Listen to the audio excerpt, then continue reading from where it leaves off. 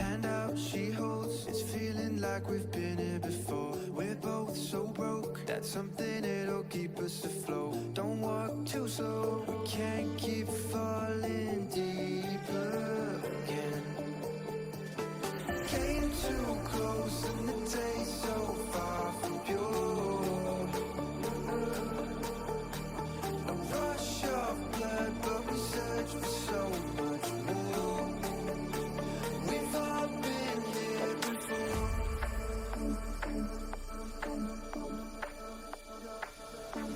We've all been here before.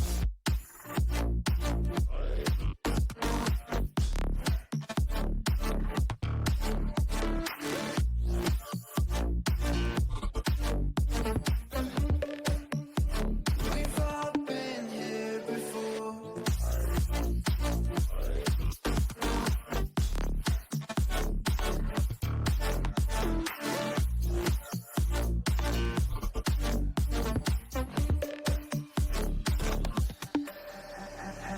Hand out, she holds. It's feeling like we've been here before. We're both so broke. That's something that'll keep us afloat. Don't walk too slow. We can't keep falling deeper again. Came too close and the day's so far from pure. A rush of blood, but we search for so much more. We've all been here before.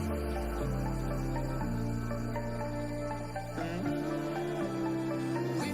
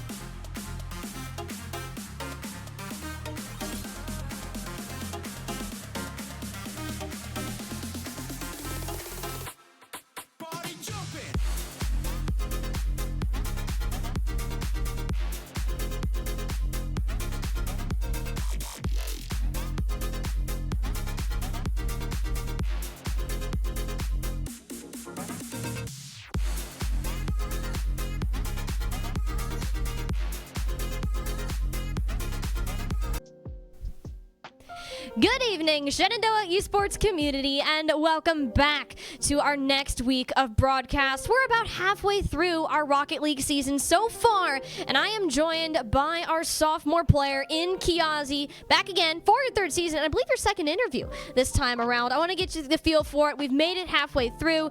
Got, 3 weeks left in regular season competition. What are the vibes, really, for the team and for yourself right now?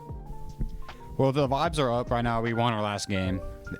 Going into this game, we're just trying to have fun, keep the vibes up, just keep these games rolling. Yeah.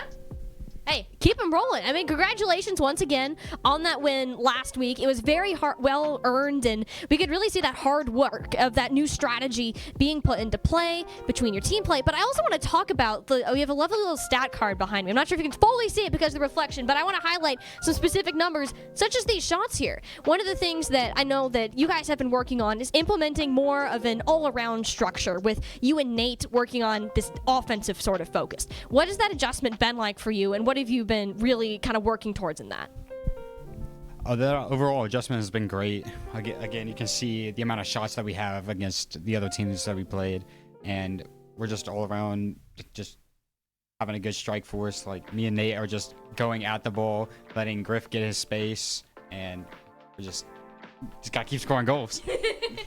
Hey, someone's got to get it done somehow, and you've really been one of those players to kind of step it up as of recently. I remember watching during the little show match that we had during last week there, and we were having a bit of fun. We were having a bit of fun, and those are kind of the things that we like to see, is that positive energy that really comes into the team. And I want to hear from you, what does that feel like? It's like, I don't feel like there's ever a moment where I look over and there's not just smiles all over your team's faces.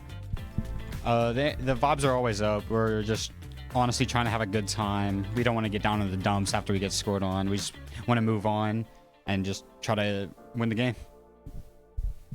And, this is going to be a really tough match for today. We just had our first win, but you are going up against Maryville, pretty, internationally ranked here in terms of collegiate teams. It's a scary face to look at, and we're trying to go into it from a positive aspect. But what are kind of your expectations heading into today?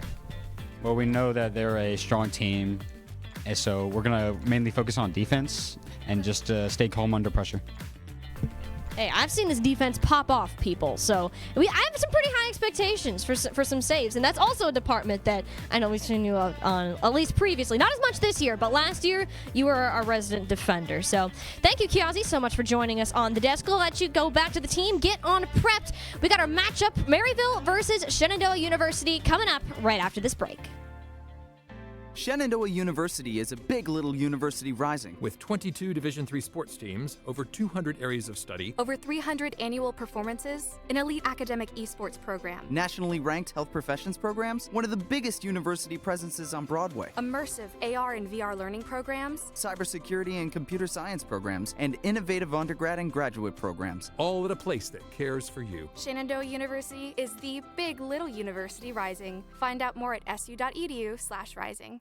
We have the Esports Arena right here on campus in Winchester, Virginia, and this facility acts as the hub for all esports activity at Shenandoah University. Students are able to use this space not just for competition and practices, but also as a living learning community and a sandbox for them to come and explore and practice and try out things related to and through esports in the gaming industry, so that they're getting that hands-on learning and the skills necessary to help them find a career by the time they graduate. We also have the professional level broadcast production booth, where we do all of our broadcasting and production, from casting of our games that we play right here on campus to working with outside entities to record footage for them as well. In addition to the space that we have here in the Esports Arena is the Esports War Room.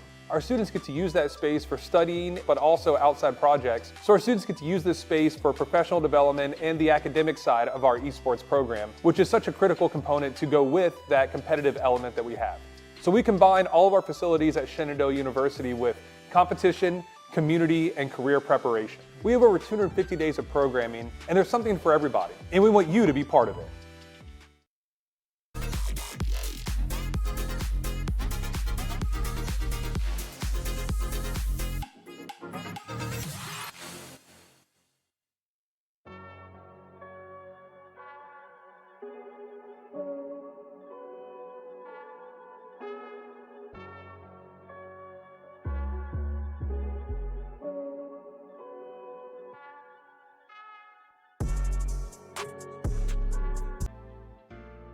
Hello, everybody, and welcome back to another Shenandoah University broadcast. My name is Ben Kincaid, joined by Molly Dens. How you doing today? Oh, I'm so excited for some more car soccer. Got a whole weekend full of it, and why not add a little bit more on top, especially with what we've been working on here at the Shenandoah University Esports Arena. Our Rocket League team got their very first win back down in week number 3, heading into week 4, and hearing from Kiazi just now, too, the vibes are positive, knowing that this will, of course, be a very difficult match and arguably the most difficult of the season.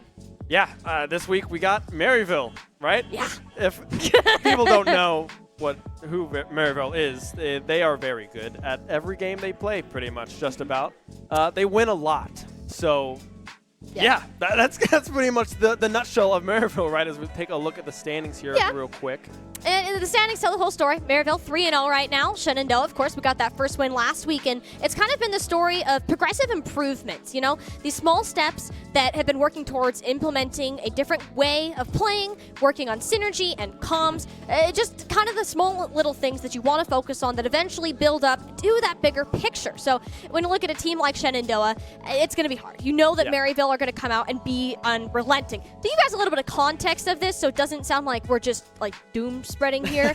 Maryville has a team of players that have reached the professional level in RLCS, have competed in such, and even have come over from Europe to play on Maryville, a very strong region within the Rocket League scene. So it's going to be a rough match, and Shenandoah, they're going into it positive. I believe there was actually a little bit of a wager on the line from our competition coordinator. Yeah, I believe so. I heard it from, I talked to Mang a little bit and Eliminate, and they were like, if we get some goals, I think it was, what, like 4 goals, I think that they said, they get a case of Dr. Pepper at the end. So if this happens, we're obviously going to hold our competition coordinator to it, right?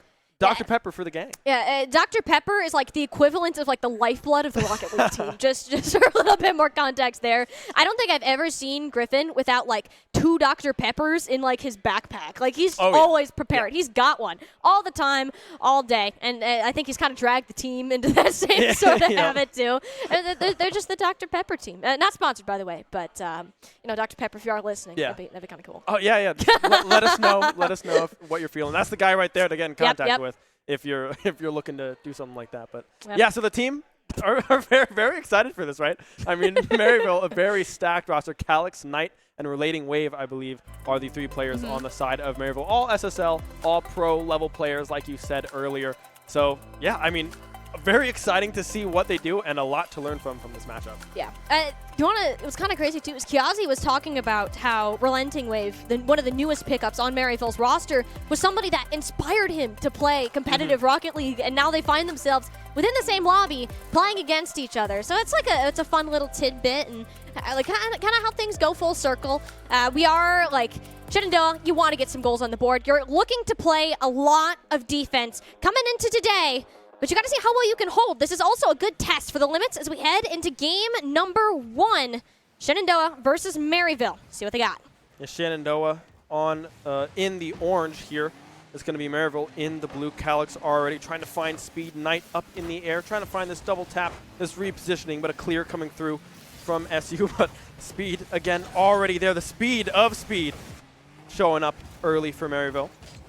Calyx looking for a center pass, but Eliminathan gotta get in the middle of that one.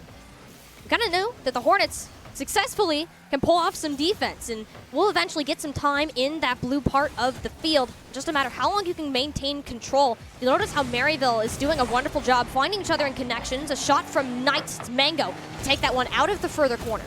Yeah, Mango able to rotate back, find that save. Calyx in the air, trying to get aggressive, but unable to find anything just yet. Now we see SU on the offensive, trying to find these angles. Shot on goal, just barely missing. Coming through from Mango. They're clear now from Speed, trying to catch up to it, but Kiazi able to get back in time, trying to find these clears now. But so far, a back and forth after the first minute. Managed to keep it pretty ping-pongy, even though the quick start that we had here, synonymous with the speed game. Maryville a little bit more control over the boost so far, and have been trying to force this game to a higher pace. Another shot from Speed, attempted follow-up from Calyx, and that will be buried right into the top right corner. The Maryville Saints first. Yeah, you can see Speed just finding that corner, tossing it up in the air, and then Calyx just in the perfect position to follow up on that one. The ball just hovering a little bit too long in front of SU's net, unable to find that clear. 1-0 in favor of Maryville now. We've really seen Kiazi in particular kind of step it up on these more defensive plays. Eliminathan, we know him as Mr. Consistent around these parts for how good he is at just showing up exactly where you need him, even if everything is looking grim. That's a banging shot from the top. Won't go in from Calyx, and this is kind of that relentless force that we were expecting from the Maryville Saints. So much prowess. That was 4 shots back to back to back, and eventually Calyx to find it home. Yeah, Speed going off that post. Knight tossing it up off of the backboard. Opts not to go for that double tap as Calyx is in position down low to find that ball. And 2-0 in favor of Maryville already 2 minutes in. Yep, go ahead and take the time with what you got. Eliminate. A little bit of corner ball here. Wants to center it. No boost in the tank, though. And short-lived control for Shenandoah, even though it was a little bright spot. And kind of this defense they've been stuck in thus far. Another tap in from Calyx going up above. Eliminate to meet it in the air. Another tap in from Calyx. Calyx has been main supporter here for Maryville, trying to feed that ball over to Speed, or more specifically, Knight in this sense. Yeah, I mean, Calyx has been everywhere so far for Maryville, offensively, defensively, trying to find these setups. 2 goals of their own, I believe, in this matchup. The 2 goals that Maryville has are off the back of Calyx. Now we can see Speed trying to find these touches off of this wall. We'll be able to do so, but running out of boost. We'll almost be able to find that clear, but you can already see Knight in position, Calyx there to receive it. I mean, that's just Maryville at its finest. Well, what you'll notice, too, is a lot of times in higher levels of Rocket League, you'll see players that are on that backboard right above the net for plays just like that. You can't react to it if you're on the ground. Maryville perfectly angled the ball to land right into the clutches of Knight, and those are kind of the things that the Shenandoah Hornets, you're not going to see a lot in collegiate Rocket League in general. I'm in the wrong game right now. And the Hornets have done an incredible job with the defense, considering how aggressive Maryville have really been forcing this game to be. It's instead the Hornets that are eventually, they're forcing some of these clears. It just the rotates are a little bit too long. They're not grabbing the boost in the right orders just because of that midfield line that the Saints managed to uphold. Yeah, I know. Maryville doing a great job at commanding this center field. As we see an angle from Elim, able to get one Mango off of that backboard as well. Shenandoah, 1 on the board. And 1 on the board and 1 closer to a Dr. Pepper case. That's a good one, too, from Nate. I mean, the pass to set up there from Mango. Mango's had an insane amount of goal participation. I'm not entirely sure what that number is after last week, but prior to it, it was over 87% that he either had a goal or an assist. And that number only continues to climb here. Shenandoah, a very team-oriented style, trying to connect these passes where, as Maryville, been banking on Calyx for some of these solo plays, sure, but trying to find the other 2 players. Only the 3rd man on this roster. Nice bounce off the corner, eliminated on the goal line, quite ironically on that one. Still Maryville stays in control. Calyx now just trying to find this clear, able to find the demo onto Kiazi as well. 3v2 situation here for the time being, with Mango trying to maintain possession of the ball in midfield. Maryville just kind of waiting for a reset, waiting to get this boost back up after finding that clear. Kiazi back off of respawn as well. Mango trying to get aggressive, but won't commit just yet to anything. Yeah, if you're going to go for big booming clears like we would see previously, there's just not a chance you can regain control. And with how picture perfect that lob was from downfield, I believe that was a good old hit off of Speed, a pass to himself. It was almost going for a double tap, but it didn't even need it with that angling. Kiazi had the right idea on the save. Shenandoah are a very defensive roster. They had to switch up their playstyle because they realized, hey, we're playing way too much on our own end. It's just a team like Maryville that's forcing them to go back to their own roots, but just as I say that, okay, Kiazi, go ahead, prove us wrong. I mean, yeah, Mango off of that kickoff, able to send it off of that post, and then Kiazi just follows up. No one back for Maryville to find that save. 2 on the board now for Shenandoah, 2 goals away from some sweet, sweet Dr. P. Hey, 2 goals away from tying this up, too. This is a lot closer than I think the Hornets were expecting to play. I mean, even talking to Kiazi earlier, it's hard to see a full, almost near pro lineup in Maryville and be like, this is going to be fun. Like, it's not. And the fact that this team is still going into it with a positive mindset and performing as well as they have so far, it's a pretty decent achievement. All things considered here, it just plays like this from Calyx and Knight. They catch the Hornets sleeping. It still doesn't go in, though. It was a demolition from Eliminate, then after the wide open net. And Kiazi, a little bit of a carry back. Close one for SU. Elim now trying to get back on the save. Won't be able to connect, but the post will be able to find the save instead. Mango now with a clear no boost to his name, not able to get there in time. Well, maybe, just maybe, but no. Maryville able to find the saves. 5 seconds left, counting down. It's looking like game 1 is going to go the way of Maryville in the air and almost in the goal. I had to hold my breath there for just a second. I was like, no way. But no, Maryville take game 1 cleanly. Yep, 1 and done. And it could have been 5-2, but hey, you know what? It's those. Yeah. And like I'm gonna look at the stats here just on my screen right now. There's not that much differential when you look at it. All things considered, 8 shots coming up from SU in comparison to the 13. 5-shot difference. in normal circumstances, I'd be like, oh dear. But that is actually a pretty darn good success rate considering only 4 of those ended up going in. And ratio-wise, 25% accuracy off of your shots. You'll take that any day of the week, regardless of what team you're playing. Yeah, no, for sure. I mean, the defensive side of SU has been looking strong all year, right? This is something that they worked on, trying to see, like, all right, how can we balance this offensive aggression that we've had in the past to really sit back and limit these goals so we don't have to play only through this offensive side? And it's looked a lot better, right? We just saw it there against Maryville. What you said, 13 shots on goal, only 4 going in. They're steadily improving in that department, and it's very nice to see. And like, that's kind of what I think they're almost surprising themselves in a way. Like, when you're trying to work on these transitions between defense and offense and back, Rocket League is a very fluid game. It's not like soccer where you're going to have a dedicated goalie, a dedicated offense, and something like that. Everyone needs to be able to do everything. That's kind of the current meta of Rocket League. And with the Hornets team that has always preferred to play defenses, to play reactionary, they've gotten really good at it, sure, and it helps them hold their own in a series such as this one. We're getting ready to head into game number 2 here. Maryville Saints with the series lead as of now, but the Hornets, fresh slate to work with. Let's see what they can come up with.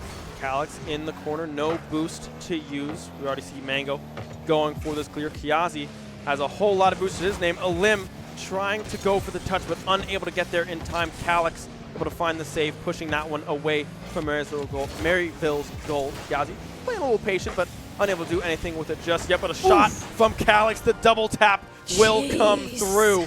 I mean, that's just Calix, right? That's just Calix. I mean, that's what you expect from Calix. And you see this guy come into Maryville, now the second year on the team, and he's going to put up shots like that. There's just not a chance for you to defend that unless you're literally already on the backboard where that ball is going to hit. And that in itself is a very difficult to read to get. The touches from Shenandoah so far have been pretty impactful. Like the 50s that we're seeing taken with Knight in particular. Calix hasn't been getting nearly as many challenges, but SU are still attempting to throw themselves, try to take these 50s as much as they can, even if they're not favored to win them out. Yeah, no, and I love the aggression, right? You're not just sitting there letting yourself get rolled over. You're playing aggressive, trying to find these plays as Knight finds one of his own. I mean, that's just a beautiful pass play coming through, I believe, from midfield. There's some speed up in the air, and Knight just able to get that touch just barely under Kiazi. A great touch coming through from the Maryville player. That's a ghost touch if I ever saw one. I didn't see the contact of the car, but clearly some sort of hitbox that I didn't see. A good point from Maryville, nonetheless. Let's see what else they can come up with. Speed has really been putting up these assists here. Wants to get on some of the scoring action himself, but it's Knight, the team bump. Oh, dang. The Saints just took each other out. Opportunity for Lim, for maybe did downfield carry. Problem with that, though, you're very easy to read. The demos come through with no problem whatsoever. Said Mango. Another attempted hit towards this top corner, but it's Calix in his favorite type of territory. If it wasn't that bump midair from Elim, we might be seeing a much different outcome. Yeah, I know Calix was poised and ready to go for that goal, but Elim, that contact midair, like you said, able to change the trajectory now. Has to get back on defense, but won't be able to do so. Knight with the assist, Speed with the goal. 3-0 Maryville in game 2. Oh, and look at that touch from Knight. Just bumps it right over the fender there of Mango's car, and he was so close yet so far. And those are kind of the reads that the Saints are known for. You have so much time, so much experience playing the game. It's like you can map out in your head exactly where this ball is going to end up way before it gets there. And that's where you're able to pull out some of these incredible plays. The big hits from the Hornets downfield, easy enough for Maryville to get their hands back on them. Shenandoah, even attempting in the short passes, have been getting quite stuffed on their own angles and have been taking less 50s ever since. They're playing more defensive in this net and trying to get something to deny this blackboard that Maryville seem to love so much. Yeah, Maryville playing very, very well in the air thus far. We can already see it again. Knight almost taking that one right into the net, but Kiazi able to find that clear instead. Mango trying to catch up, but the rotates from Maryville are so clean. Everyone is back on that midfield, able to find those saves. Calix going for that double tap, but unable to find it off of that backboard. Yeah, Calix kind of going for the dunks here. Maryville have had some excellent aerial dribbles so far, and managed to connect them with teammates. Will find themselves in the back, and it was an awkward hit, though, out of Kiazi, and not the bounce you're exactly looking for if you're a Hornets fan. It'll be Knight taking it now. Aerial dribble, pass up to Calyx. Couldn't quite find it. And instead, it's Kiazi, center in front of the net, up for a limb, but the save is there. Yeah, Calyx able to find that demo onto Mango as well, stopping the offensive push coming through. Calyx trying to get a little fancy, but unable to find anything with that one. Mango in the air, trying to find the pass off the backboard. Kiazi unable to capitalize. Elim now back on defense, but Mango able to get that demo. Clear coming through from the Hornets yet again. Calyx in position, able to find that one, pushing that away from the goal for Maryville. Seen a lot more demos in this game number 2. The Hornets are like, all right, we can't beat them in the aerial mechanics game. Well, we can at least try to stop the little clockwork thing we've got going on by making it explode in one way or another. Fortunately, hasn't really done too much. The few opportunities on offense that the Hornets have looked good, but you're just a fraction of a second behind Maryville. And in Rocket League, that makes all the difference. I think between scoring and not. We're approaching the final minute here in game number 2, and it's all Calyx on this ball. The touches from this guy continue to go up, but what is that? Out of a limb. Maryville even tried to get the save on this one. Yeah, Elim just finds this clear on target, perfectly placed Speed, trying to get back in time. It hits the crossbar, but the positioning of Speed's car just places it very gently into the goal for SU, but Elim with a great clear, great opportunity taken from the Hornets. That's what we call a skill check shot right there. Bank it from downfield like that, and no one's home, and like, oh shoot, we got a little too confident there. Hornets still not a team to underestimate, even if Maryville do hold a 2-goal lead for the time being. Could change any moment, but not many moments left in this game right now. And with how well Maryville are essentially playing keep away with the Hornets, it's difficult to come up with any form of offense at this point. Yeah, I mean, 30 seconds remaining. Elim getting demoed as well. The flip reset coming through from Speed. Won't be able to find it. Mango now in the air. No boost. Can't catch up in time. We see Kiazi flying across the screen as well. But Maryville back on that defensive rotation, able to find these clears. Mango again trying to make something happen. Won't be able to beat Calyx to that ball, but might be able to find this cross. Oh, there's the 4! That is, oh yeah, that's 4! That's the 4! They Dr. did it. Pepper. Woo! Team Dr. Pepper. RL squad. I mean, yeah, Mango able to find that clear. Kiazi in prime position, 9 seconds left. We've seen very fast goals from this SU squad already, so maybe this is one of them right here off of this kickoff. Got to get some kickoff shenanigans going, but it's not the hit that the Hornets wanted to make. Mango with the whiff mid-air. It drops down to Kiazi. Speed with the interception. It's going to be close with this ball dangerously close to the ground. No boost left in the tank. It'll be Maryville taking game number 2, but only by a single goal. I'm looking at their face. You guys can't see their face cams just yet. There is some, I was seeing some teeth. I was seeing some happy faces going on. I mean, they just know they cashed in, right? They cashed in on the Dr. Pepper. Mango is extremely happy now, right? His job has been done. But, I mean, in that game too, right? It was a lot closer. 3-2. Those last 2 goals looked pretty clean as well. Mango able to find that cross to Kiazi to bring them within 1. Yeah. Looked very clean, very calculated, and life is still in the Hornets right now. I mean, they're making do with what they can. And, hey, I'm looking at the stats here. You only had 2 saves that entire game out of all those shots that came in. Like, that isn't bad at all. You scored on 2/3 of the shots you did take. This is a good look from the Hornets. They're making do with those offensive opportunities that they are allowed to have. And it does show that the Saints, when they do get overconfident, as we did see them there at the start of game 2, there's going to be a player. There's going to be a team that wants to take advantage of it and punish it. So I think that's the one way that the Hornets really can come back into this series, is that they know that they're the underdogs. Maryville knows that this is the underdog team, and that can cause you to let your guard down just a little bit. The Hornets can sneak in these points here and there. It's only adding up, Ben. Yeah, I mean, 2 goals in game 1 and game 2. Right? It was 4-2 in game 1, 3-2 there in game number 2. As we kick off for game number 3, we are already seeing Speed and Knight on the offensive side for Maryville. Unable to find anything with that one just yet, as SU's able to find this clear. But yeah, I mean, there's hope, right? They have shown the ability to score and find these defenses. Knight trying to find that tap, but unable to do so. The ball moving just slightly too fast for him to catch up to. And now lob saved by Calyx. Elim with the shot. That was a good touch from Elim. They were trying to find Kiazi in that field, but got taken out by a teammate. So it's going to be Maryville. 2 defenders double committing onto that ball.